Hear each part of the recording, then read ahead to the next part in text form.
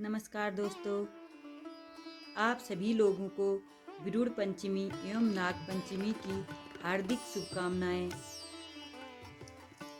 दोस्तों, उत्तराखंड में यह विरुड़ पंचमी एवं नाग पंचमी का बहुत ही महत्व है।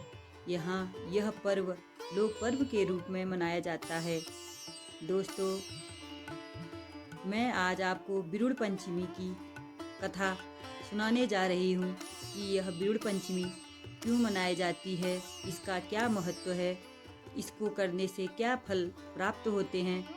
दोस्तों, मैं आपको इस विरुड़ पंचमी की कथा को सुना रही हूँ। आप भी अपने बच्चों को इस विरुड़ पंचमी का महत्व बताएं, इन कथाओं को सुनाएं।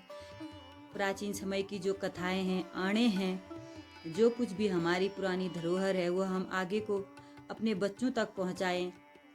मेरा इस वीडियो को बनाने का यही उद्देश्य है कि हमारे जो बच्चे हैं पुरानी चीज़ों के बारे में कुछ नहीं जानते हैं। बहुत कम बच्चे ऐसे हैं जिनको इस बारे में जानकारी होती है। बच्चे आजकल अलग ही दुनिया में रहते हैं, कोई उनको इन चीज़ों से कम मतलब रहता है। लेकिन हम लोगों का फर्ज है कि जैसे हम अपने पूर्वजों से ये चीज़ें सीखी हैं, हम अपने बच्चों को भी ये चीज़ें सिखाएं।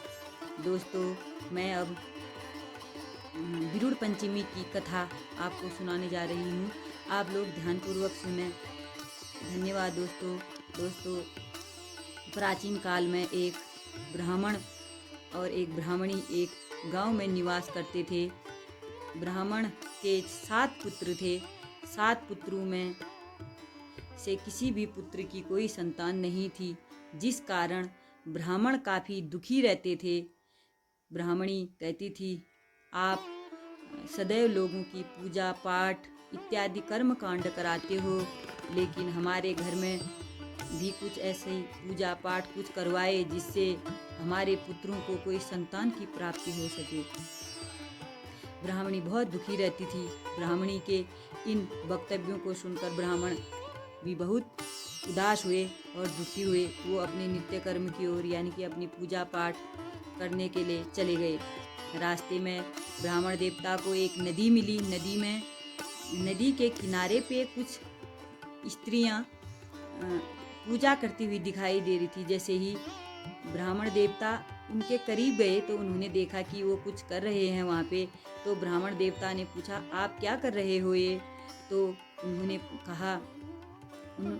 कहा, हे ब्राह्मण देवता, ये विरुड़ हैं, ये आज विरुड़ पंचमी है, हम विरुड़ धो रहे हैं। हम विरुड़ धो के इन विरुड़ों को भिगाएंगे, घर ले जाएंगे, और ये हमारे 2-3 दिन बाद 7-8 का पर्व पड़ता है, उसमें हमारे वहाँ गौरा महेश्वर की पूजा की जाती है, तभी हम इन विरुड़ों को भिगा रहे हैं।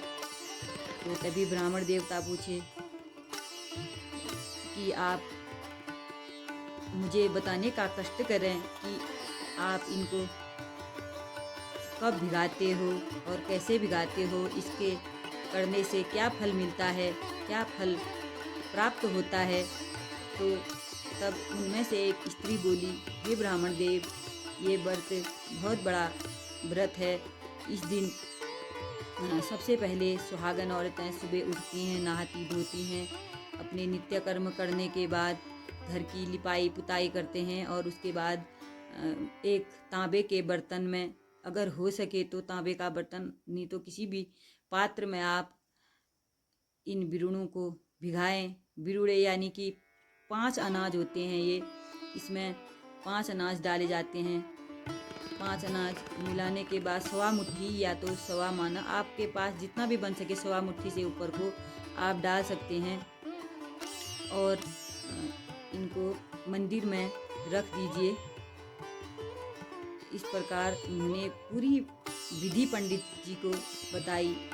तभी ब्राह्मण जी वहाँ से चले गए और वो अपने घर को गए, और उन्होंने घर में जाके ब्राह्मणी को बताया, हे ब्राह्मणी, आज मैं जैसे घर से निकला, रास्ते में मुझे नदी के किनारे कुछ स्त्रियां मिली, और उन्होंने सारा वृत्तांत उन ब्राह्मणी को सुनाया। तो तब उन लोगों ने निश्चय किया कि हम अपने बच्चों को भी ये चीज़ें बताएंगे। तो तभी जैसे ही अगली बिरुड़ पंचमी आती है तो वो लोग बिरुड़ पंचमी के दिन उन्होंने अपनी सबसे बड़ी बहू से कहा, बहू उठो, नहा लो, धो लो, नहा धोने के बाद आप पूजा पाठ करो, पूरे घर की लिपाई करिए, 7 कोनों में दिया जलाइए। दिया जलाने के बाद आप पड़ोसियों के घर से, गांव से कुछ बिरुड़े लेके आइए। बिरुड़े जो कि जिनमें 5 अनाज होते हैं, और फिर उनको भिगोइए और मंदिर के समीप रखिए। तो तभी ब्राह्मण की सबसे बड़ी बहू ये काम जैसे ही करने लगी, नहा धो के जैसे ही वो मंदिर पे गई तो उसने एक बिरुड़े का दाना अपने मुंह में डाल दिया, जिस प्रकार पूरे बिरुड़े ही अशुद्ध हो गए।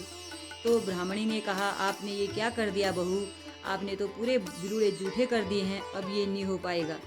फिर उन्होंने दूसरी बहू से कहा तो दूसरी बहू ने भी कुछ ऐसा ही कर दिया, तीसरी ने भी ऐसा ही किया, चौथी ने भी ऐसा ही किया, 5वीं ने, 6वीं ने, तो 6 बहू ने उनके ऐसे ही कर दिया। अब बची उनके पास सबसे छोटी बहू। छोटी बहू वो घर पे नहीं रहती थी, वो बाहर, वो होते हैं खरक कहते हैं हमारे दिनों में आजकल, गौशालाएं या खरक जहाँ पे गाय भैंस बैल, मतलब हमारे जो पालतू जानवर होते थे उनके लिए अलग से घर बनाए जाते थे, उनको खरक कहा जाता था, या तो आजकल आप समझ सकते हैं कि जिनको गौशाला कहते हैं। तो वो वहाँ रहती थी, उनके गाय बच्चों की वो उनको चराने ले जाती थी, दूध निकालती थी, जो भी होता था वो उसको वो काम दिया गया था। तो उन्होंने सोचा अब 6 बहू तो हमारे कुछ कर नहीं पाएंगी, कुछ कर नहीं पाई, लेकिन अब हम 7वीं बहू को कहते हैं, शायद वही कर दे। तब ब्राह्मण देवता वहाँ गए और वो अपनी बहू को बुला के लाए। तो फिर ब्राह्मणी ने उसको भी समझाया, बहू आप क्या कहते हैं, नहा लीजिए, धो लीजिए और अपने नए साफ़ सुथरे कपड़े पहनिए और ये अगल बगल में जाइए, थोड़े से बिरुड़े लेके आइए। बिरुड़े यानी कि उन्हीं की, जैसे उनको भी समझाए कि 5 अनाज जिसमें होंगे, जैसे चने, मटर, कलियों, हमारे पहाड़ी में कलियों जरूरी डालते हैं, गेहूँ, इस प्रकार से शुद्ध 5 ये क्या कहते हैं, उड़द की दाल, ऐसे करके उन्होंने उनको समझाया, 5 अनाज लेके आओ और घर की लिपाई पुताई करिए और 7 कोनों में दिया जलाइए, मंदिर में दिया जलाइए और बिरुड़ों को मंदिर में रखिए। तो इस प्रकार उस बहू ने अपने ससुर जी का कहा माना और उसने कहा कि आज मेरे ससुर जी ने मेरे से पहली बार कुछ मांगा है, मैं इसको ज़रूर पूरा करूँगी। तो ऐसा मन में ठान के वह चली गई। उसने सबसे पहले घर की लिपाई पुताई करी, अपना नहा धो के दिए लगाए 7 कोनों में, मंदिर में भी लगाए और बिरुड़े लेके आए, बिरुड़े भिगा दिए उसने।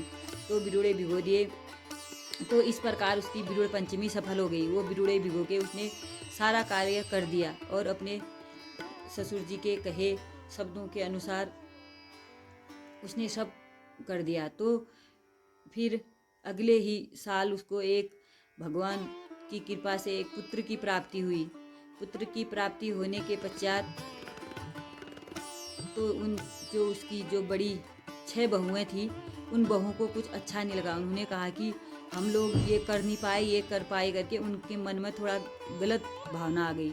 तो उन्होंने उससे कहा, वो बहुत सीधी थी, उन्होंने उससे कहा, देख बहन, आज क्या कहते हैं, पहले से ऐसे फ़ोन वगैरह ऐसे नहीं होती थी सुविधाएं, तो ऐसे तेरे जवाब आया है, क्या कहते हैं, तेरे मायके से तेरे पिताजी और तेरे भाई की तबीयत बहुत ही ख़राब है और वो तुझे देखना चाहते हैं और तुझे तुरंत बुला रखा है। तो उसने कहा कि मेरा छोटा सा बालक है, मैं इसको छोड़ के कैसे चले जाऊँ।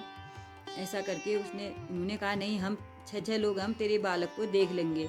उस टाइम पे उसके सास ससुर जी यानी कि ब्राह्मण और ब्राह्मणी कहीं बाहर गए हुए थे, तो वो उनके बहकाव में आ गई और मायके चली गई।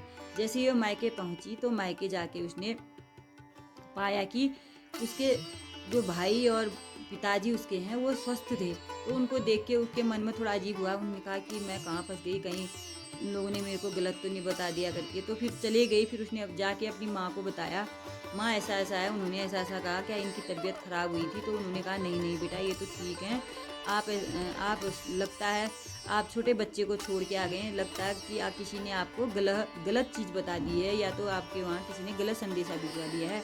आपका छोटा बच्चा है, आप घर जाइए, उस बच्चे को देखिए, उसकी देखभाल करिए।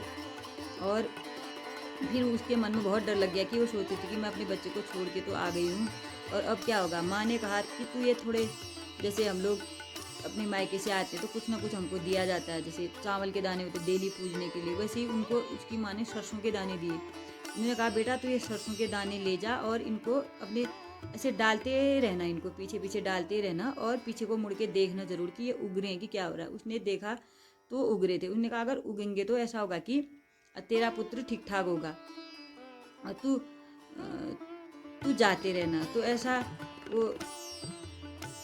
वो ऐसा ही करती गई और घर में जो 6 बहुएं थी उन्होंने उसके बच्चे को जिस नदी के किनारे पे वो औरतें, जो नदी थी जो जिस नदी के किनारे वो औरतें बिरुड़े धो रहे थे, उसी नदी के किनारे पे जाके उन्होंने उस बच्चे को नदी में डाल दिया।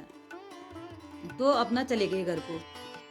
तो फिर वो बहू रानी जो सबसे छोटी वाली थी वो अपने मायके से आ रही थी, वो नदी की ऐसे आई और ठीक नदी के समीप पहुंची जहाँ पे उसका बालक उन लोगों ने नदी में डाल दिया था। तो वैसे सरसों सरसों डालते डालते गए तो ठीक उसका सरसों वहीं पर बस ख़त्म होने वाला ही था। उसकी नज़र ऐसे डालने लगी तो उसकी नज़र सीधे नदी पे पड़ी। उसने कहा ये क्या है। उसने ऐसे जैसे देखा वो पकड़ा जिसमें उन्होंने डाला था वो कपड़े में लपेट के, तो देखा तो उसमें उसका बालक था और बालक सुरक्षित था। तो इस प्रकार भगवान भोलेनाथ जी और माता गौरा रानी की उन पे कृपा हुई। उन्होंने जो व्रत किया था सच्चे मन से, उनको वो पुत्र प्राप्त हो गया और उनका पुत्र सही सलामत था। तभी वो घर आए अपने पुत्र को गोद में लेके। तो वो ब्राह्मण और ब्राह्मणी जब उन्होंने उसको देखा, वो कहते तो बच्चे को लेके कहाँ गई थी, तो उन्होंने सब कुछ बताया। तो जो बड़ी उनकी बहुएं थी तब उन्होंने उनको जहाँ जिस खरक में वो रहती थी उस खरक में उनको भेजा और घर में उस बहू को रखा, जो बहू ने सब उनका कहना माना और सब अच्छे से पूजा पाठ की और क्या कहते हैं उसको सब रात काट जो कुछ भी उनके पास था वो उसको दिया। इस प्रकार विरुड़ पंचमी की कथा समाप्त होती है। विरुड़ पंचमी के पश्चात ये विरुड़े भगवान शिव शंकर जी को और माता गौरा को चढ़ाए जाते हैं। मैं आशा करती हूँ कि आप लोगों को ये कथा पसंद आई होगी। आप लोग सुनिए, बहुत अच्छी कथा है। पुराने ज़माने में जो हमारे पूर्वजों ने हमको जो कथा सुनाई थी वो मैं आपको सुना रही हूँ। जो भी इसमें मेरे कहने से त्रुटि हो रही हो मैं क्षमा चाहती हूँ।